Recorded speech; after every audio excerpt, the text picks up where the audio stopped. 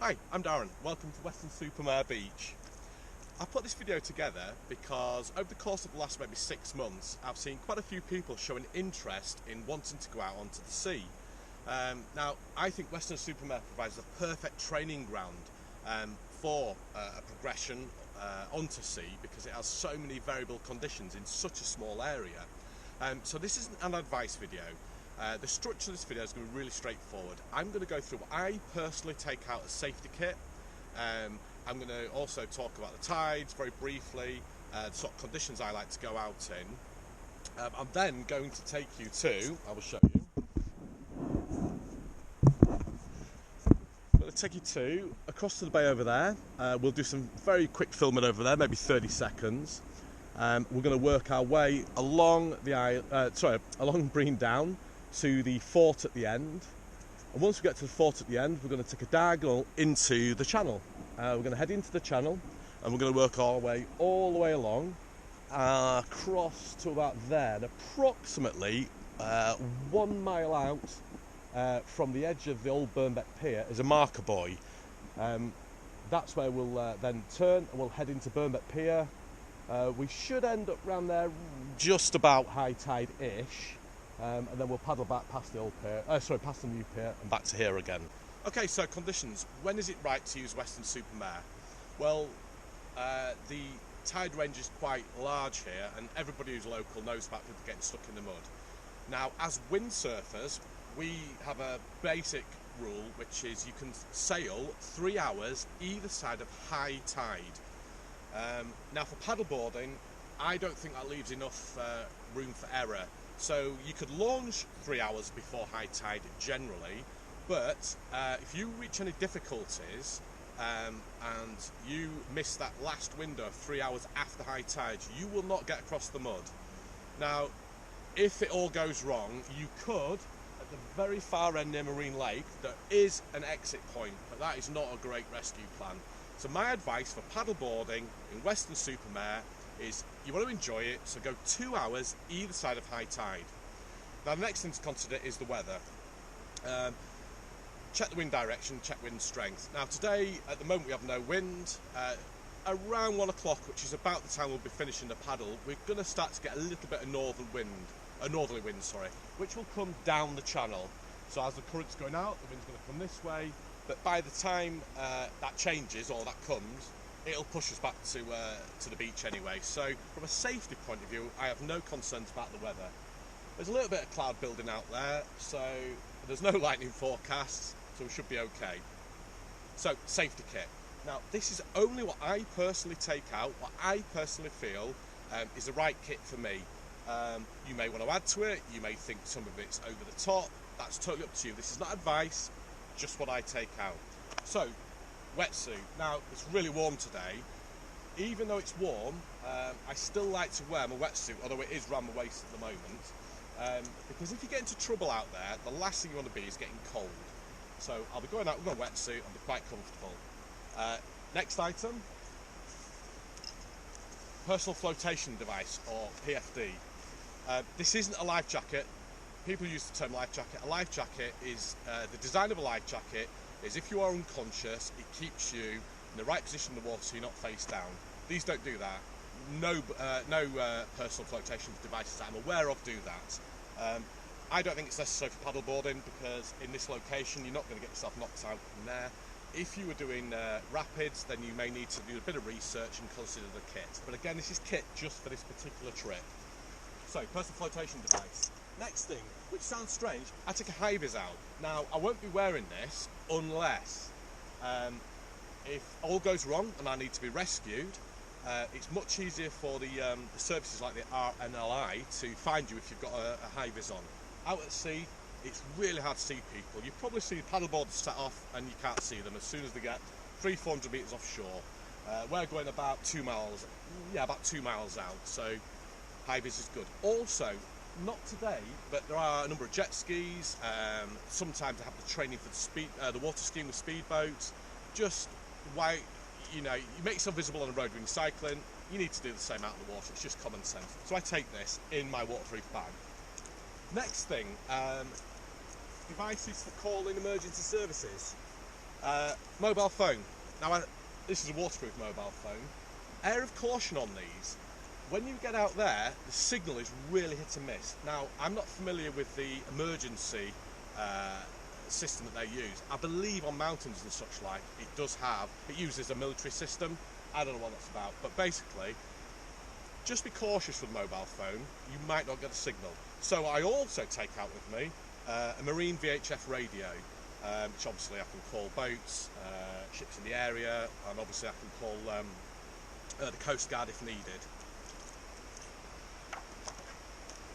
Next item which I like to wear out there. Now,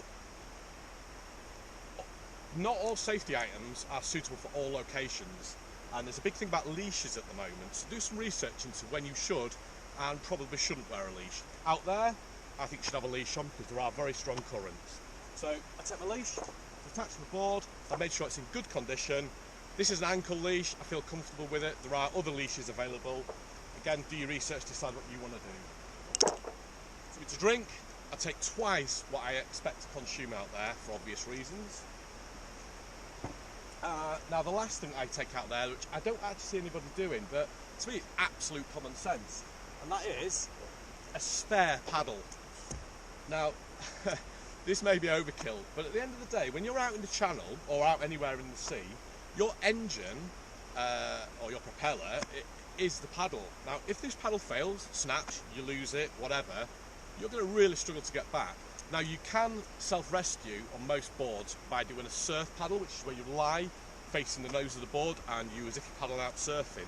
But if any of you have tried that before, after probably 15 minutes, if you're not used to it, that's as much as you're going to get out. So, spare paddle, I think it's a no-brainer. Anyway, the tide's about to catch us, so let's head out and we'll do the filming out there. Okay, so we have made it across to the other side. It's taken about 15 minutes.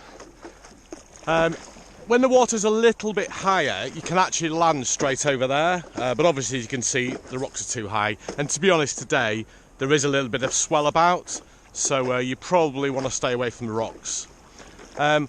Couple of things out here. Obviously, you have Uphill's estuary. Now, as the water comes in, there's a little bit of a current that takes you across there. Not a great deal amount, but enough to be aware of. One thing to be aware of is at even 2 hours before high tide, is that mud around Uphill is quite nasty, so try and stay away from that. Right, so we will now head... Oh, as well, this was the first place I came to when I was getting used to being in this area. It's actually quite challenging, especially a little bit today, because it is, as you can maybe see, you can look down, you can see the swell that's coming through. So as we've worked our way across from there, you can see that the swell lines here are actually hitting you from the side. It's great practice. One of the mistakes that most people make is they look down at the feet instead of looking out. So if you look out as you're going through the swell, as we are here, it doesn't feel quite as disorientating. So that's a great trick. Just head out and keep your head up. Now we're going to go into the little bay just round there. It's the second bay. The second bay round there. I just want to show you the effect that the channel, as an incoming tide going that way, has in this area, and a couple of the hazards I would say that you need to be aware of if you're going to make this trip out. So we'll head off. As you can see, there is a little bit of swell. This will get progressively worse as we head out. You won't see it with this camera, but I can see the white caps breaking as the currents hitting the still water at the edge. We will be avoiding that today. That looks a little bit hazardous, but I'll take you up to the edge of it so we can have a look. As you can tell, the chop's getting a little bit more challenging as we're approaching the fort. I mean, there's nothing major, there's no breaking waves, just makes it a little bit more difficult. But if you have a look around at your environment when you get into chop like this, and just see if there's a better route. So if you notice to the left towards the rocks, you may or may not be able to see, it's actually dead calm, dead smooth. So we're going to work our way across there and have a nice little leisurely potter up to the fort before we jump into the channel again. I see it's gone totally flat calm now, although we do have to cross that again shortly. So all this is about building your confidence. I did not come straight out here, as I said earlier. I made little trips out. Now, I wouldn't be bringing people that are inexperienced out here today because it is really choppy. It was really hard to see from the beach, but to be honest, we've had a lot of wind. We had a storm 3 days ago, which brought some big swell with it, so it's not unexpected. Now, I came out here about 2 weeks ago, maybe, a little after work session, and it was like glass, totally opposite to what it is today. So two things there: don't let that lure you into a false sense of security, but also you can pick your days. So if you just started finding that a little bit too past your comfort zone, what you could have done was head, you can see you can almost see the waves there. You would have headed straight out into the bay, and then you'd have headed back to the beach. So I'm going to take this opportunity because it's quite dark and miserable out there. We're quite calm here. I'm going to have a little drink. We are 40 minutes in, so we're pretty much on schedule. I'm also going to chuck my high-vis on so that I make myself a bit more visible, because I can see that there's a boat out there, a fishing boat. And I think it also gives people that are watching a little bit more security, that you're not in danger and you know what you're doing. So we're almost at the fort now. We are 45 minutes in, it's 12 o'clock. So the tide's going to turn in an hour and 9 minutes. You can see where we've come from. Sunny Weston-super-Mare. We're going to head over to, well, we're heading out to actually over there, then we're going to go into Burnbeck Pier.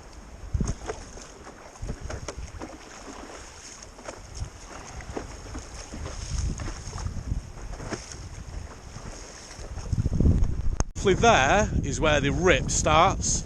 As it comes, the tide's coming in, hitting the end of the island, and it's sending the water that way. Now, we don't want to go into that. It's that'd be treacherous today. We've got strong winds, it's rough seas. That would just be a bit silly. So we're just going to start heading this way into the bloody wind, and see how we get on. Okay, so we're not making much progress, so we're going to head back in. I don't feel it's safe. I may be able to do a bit of a shortcut across to the bay, but it's certainly not safe to go out the channel today. It may be that this wind passes. If it does, I'll have another crack at it. But I'm certainly not putting myself in any danger, more or less. And more importantly, I don't want to be putting other people in danger. I'm just come out and rescue me.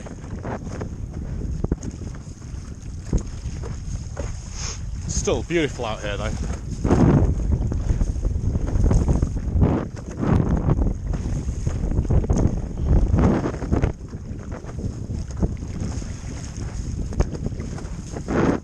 Half tempted to go back down the windsurf kit.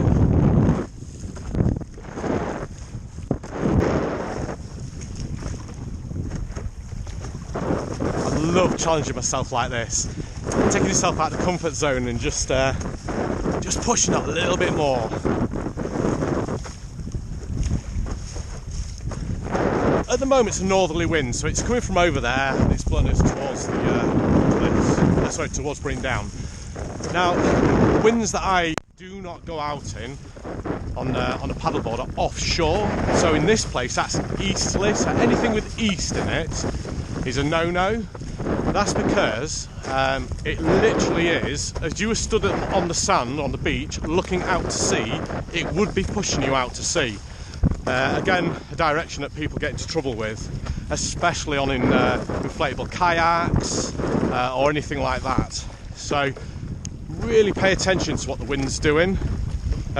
This was not forecast to be as strong as this, which just proves that this place is such or the sea in general is such a changing environment that you have to be prepared for many different situations. So tips for paddling through horrible, windy, rainy chop. Again, look forward. If I'm looking down at my feet, it's disorientating. Whoop. It's disorientating, and it just makes me weird. So here I have my legs slightly bent. I've got a nice strong upright position, but I'm not rigid, so that if I get hit by a gust, a wave or anything like that, the board moves but my body stays in roughly the same position. And focus on what's ahead and enjoy. Nice gentle paddle strokes, nothing stupid, don't do big, deep paddles, because that's when your body's likely to get pushed over or it's at its most unstable. So we just keep focusing, just keep paddling through.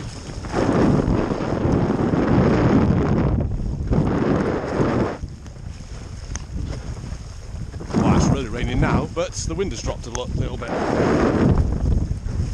Oh, that's beautiful! Woo!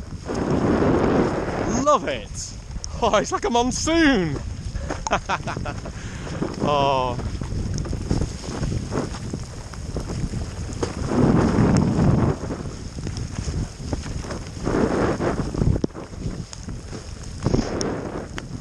Oh, that is really hammering down now.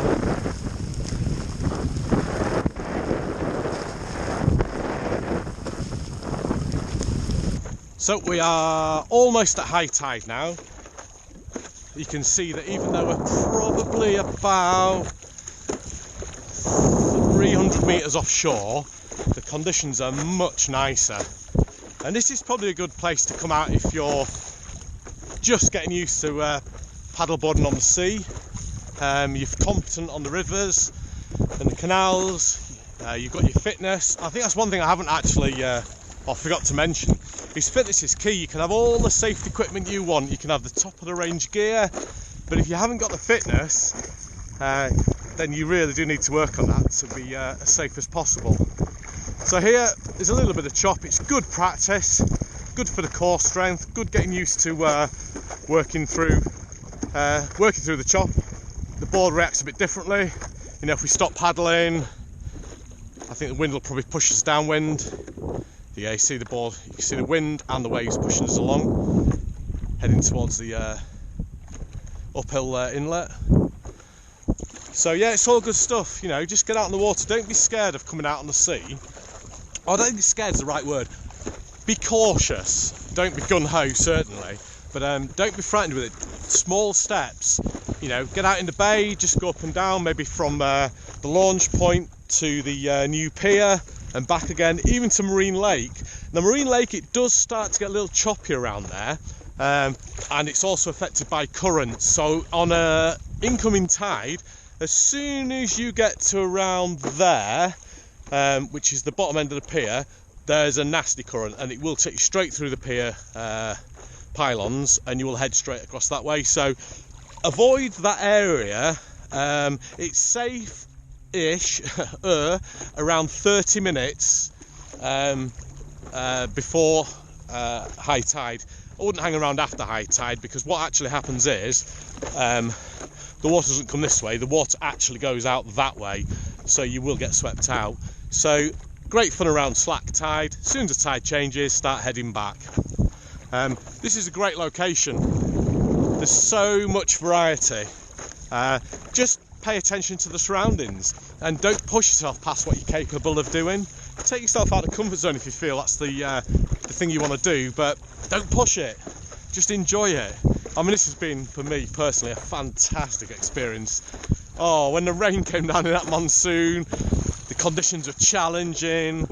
It's everything that I wanted. Well, it's not everything I wanted today to be. I wanted today to be a little calmer.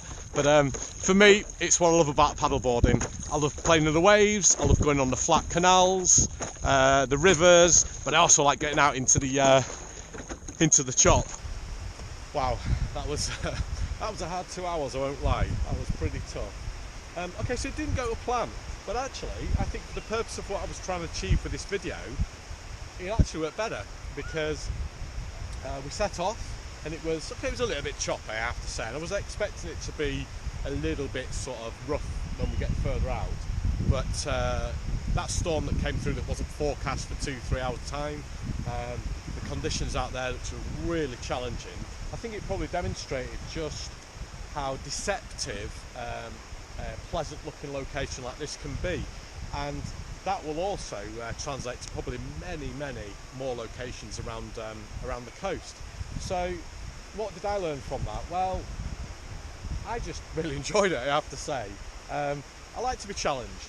I've got a reasonable fitness, I've got, you know, quite a lot of experience paddleboarding, so I wasn't too worried out there, but I found that personally quite challenging. So if I'd have been taking somebody out who was a little bit newer to paddleboarding and maybe they hadn't had much experience in the sea, that would have been quite a dangerous situation to put them into. So for me, what would I do if I was wanting to get out and sea here? So today, right this very minute, and let's forget the fact that we're now at high tide and it's starting to go out, set off from one end and just go to the other end. Just enjoy it, just be out in a little bit of chop. Just being out 100 metres offshore will build your confidence. And it is different to rivers that don't really flow. It's very different to canals. The board moves in unpredictable ways, and all this builds core strength, builds confidence and experience on the water. And then, like we started maybe earlier on, decide you want to go out to the end, to the side of Brean Down. I'll show you. Maybe head out to Brean Down there, and then come back again. As you can tell, once we start getting about halfway down, that's when the chop, you can actually see it, well, probably not the camera, but you can see where the waves are getting a little bit bashing against the rocks there. So maybe practice a little bit before you get out there. So no more to the story. Just great to be out. Why wouldn't you want to go out? Maybe not as far as that, but why wouldn't you want to play in the sea? Just playing around the edges here and the waves and stuff also builds confidence. When people talk about going out in the sea, I think people automatically get in their head, maybe a place like Saunton with waves and, down some of the south coast, all around there. And it doesn't have to be. You can start in places like this and build yourself up. So check the tides, check the wind, and just enjoy it. Just have a great time. I think in the safety video, the safety section at the start, I forgot to mention I never paddleboard here in offshore winds. So offshore here is where the wind, we're stood looking out to sea, it's where the wind's at the back pushing you out to sea. That's anything here with an east in it. Just avoid it. The further you go out on an easterly, the stronger the wind gets, and obviously you've got to try and get back to shore. So I just avoid it.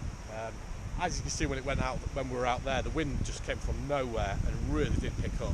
Had that been an offshore wind, I'd have probably had to consider maybe landing on Brean Down or doing something like that. I would not have been able to paddle head on into that wind right back to here. I just wouldn't have made it.